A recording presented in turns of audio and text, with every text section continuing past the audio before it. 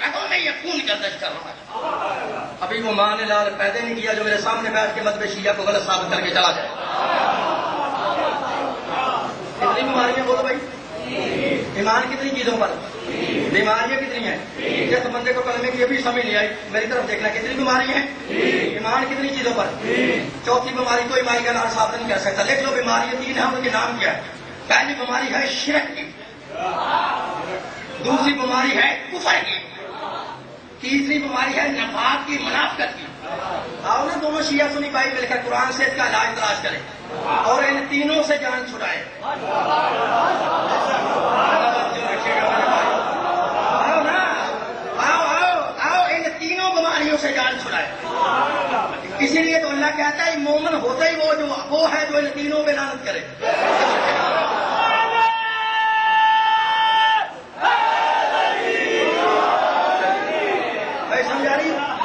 کتنی بیماری ہیں؟ ایمان کتنی چیزوں پر؟ اللہ پہ, رسول پہ اور سنور پہ جس کو اللہ نے نازل کیا. بیماریاں کتنی ہیں؟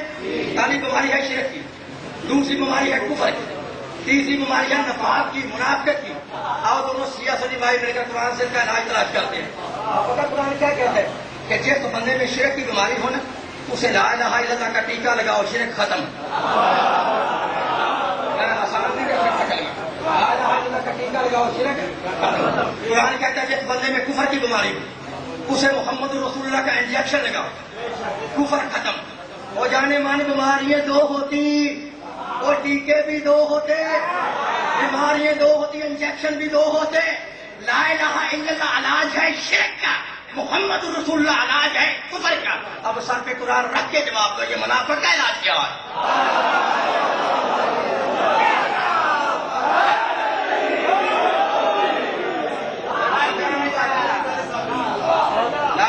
علاج ہے شرک کا, محمد رسول اللہ علاج ہے کفر کا. بیماریاں دو ہوتی, ٹھیکے بھی دو ہوتے, علاج بھی دو ہوتے. اب تیسری بیماری ہے نفاق کی, منافقت کی.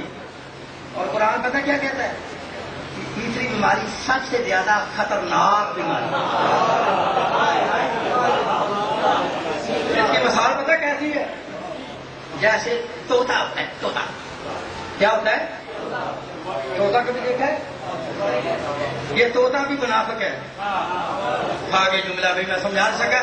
منافق کی مثال طوطے جیسے, کیوں کہ طوطا جب باغ میں بیٹھا ہو تو چپکے چپکے سے پھلوں کا نقصان کرتا رہتا ہے. مالک کو پتہ نہیں چلتا, کیوں کہ اس کے کپڑے ویسے ہی ہوتے ہیں جیسا باغ ہے. آگے توجہ رکھیے گا میرے پاس.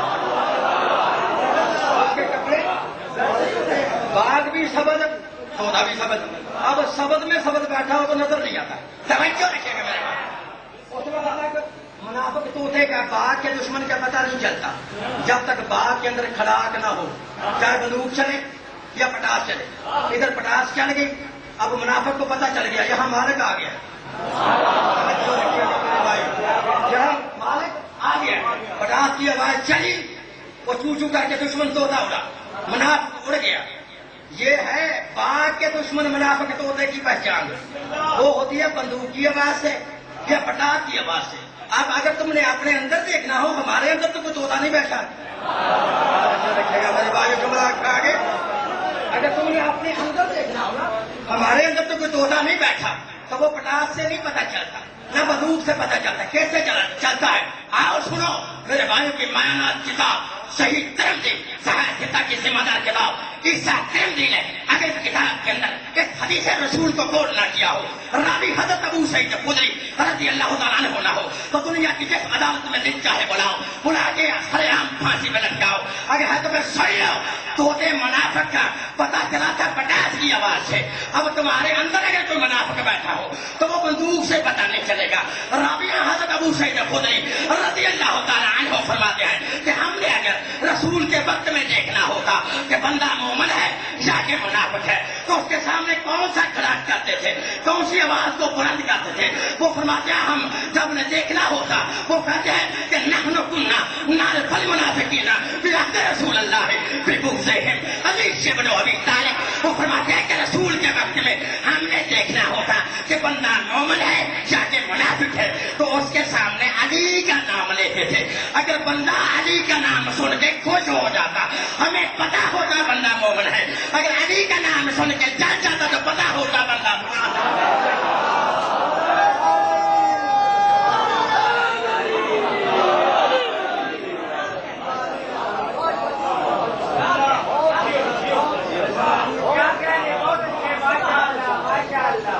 کتنی چیزوں پہ اللہ کہتا ہے مان لو.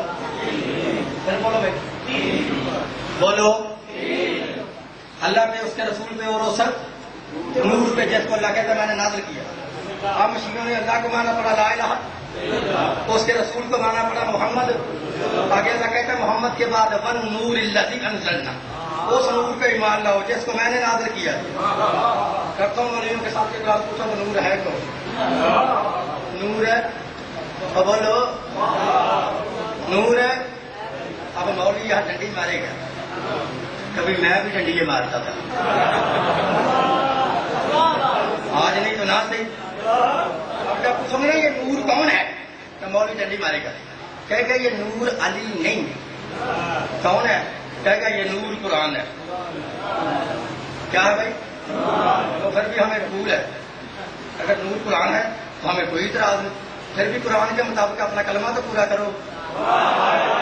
اچھا لگے گا میرے بھائی.